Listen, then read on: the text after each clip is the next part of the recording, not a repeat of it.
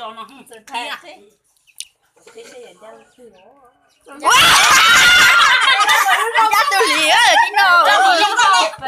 Lên rồi. này sẽ chỉ tàu dân trong nó ra tụi pin này rồi nó rồi nó có đâu Chị giàu ai? tôi lên xe là nếu không có đâu Cứ chờ bên rửa tay đĩa đây. cho nó ít ra tụi tôi giờ măng cho nó nhẹ Là tao đó. Yo how mà trẻ nó bắt chạy á. Yo cho. Trẻ lúc bắt. Trẻ tao.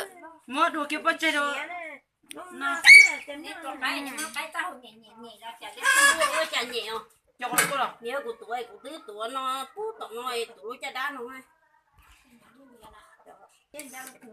tụi cha chết rồi tụi chẳng phải chơi